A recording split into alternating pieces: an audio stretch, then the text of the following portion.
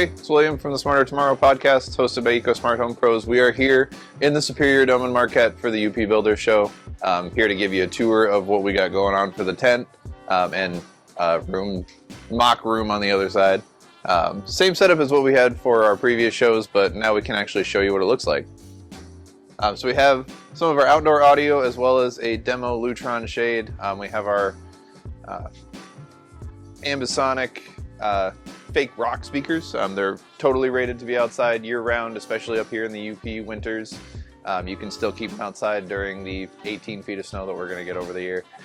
Have our little demo shade from Lutron here. We have a Pico remote that you can mount to the wall, can act as its own switch if you don't have a switch there for those shades. Use it on its own just like as a handheld, or you can get a little weighted table mount for it so it can sit on a coffee table, side table, anything like that. Just push the button, down it goes. Maybe. Push the button, down it goes. And we have options to go all the way up, all the way down, do it in increments. We can also schedule them to go up at a certain time, down at a certain time, based on whatever it is that you need for the home.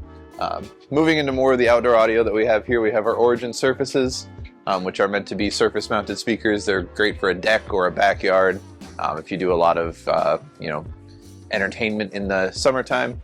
And then these guys are going to be the ambisonics that we have.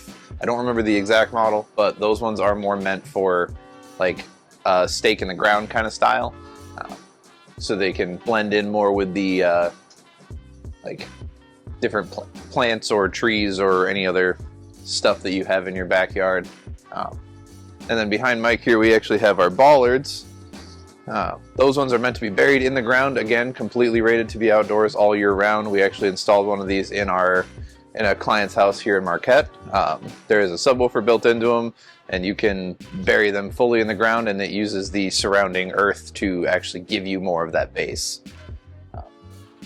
Have our standard sink hue lights, sink lights, GE sink strips around the edge of the tent. We can actually go over to the touch panel that we'll talk about here in a second and change the colors and stuff of it. So you can see we're on regular white light, we can hit party time, we can hit candle time, and go back and forth between those different colors just as an example of what we can do here in the tent.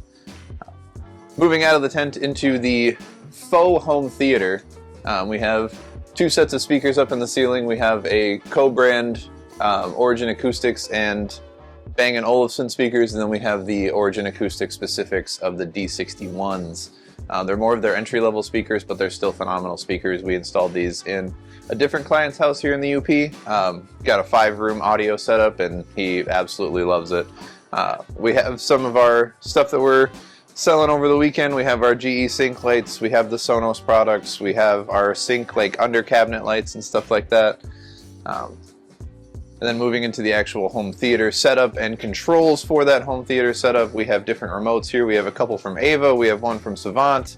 The one that's missing that we use for a couple of things is from RTI.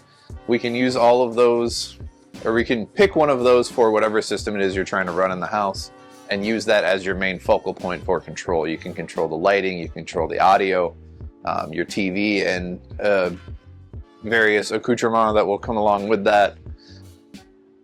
We do have a home theater setup as well. We have a LG C4 OLED hooked up to our Kaleidoscape movie player.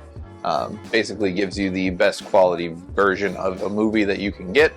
Very competitive prices to Amazon and anywhere else that you would have to rent or purchase a movie digitally. And they are all downloaded directly to your local player, so you don't have to worry about streaming it. You don't have to worry about data caps or anything like that if you do live in a place that has that. We have our Sonos Arc soundbar with a sub 4, giving a very loud and boisterous audio to everywhere in the dome. People come from the main entrance because they heard the movie that's going on. I did mention the controls when we were talking about the tent lights earlier. We have some Lutron controls for the front lights, so that's going to be the ones that are up here in the ceiling. We have some audio ones as well. So that we can play, pause, and adjust volume for the home theater setup while we're talking with clients, or just to show them how easy it is to do that volume control.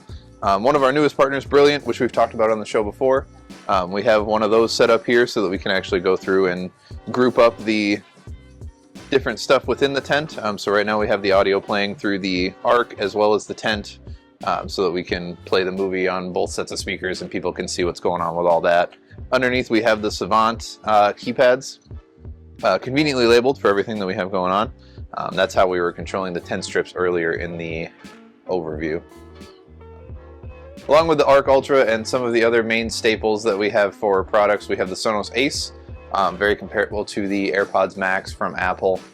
They have active noise canceling. They are able to be used as part of the Sonos system to actually transmit or transfer that audio from the TV up into the headphones. So if you have anybody that's more sensitive to sound, or you have a sleeping partner or anything, you can pop those headphones on and move that audio over to the headphones themselves to watch at your leisure.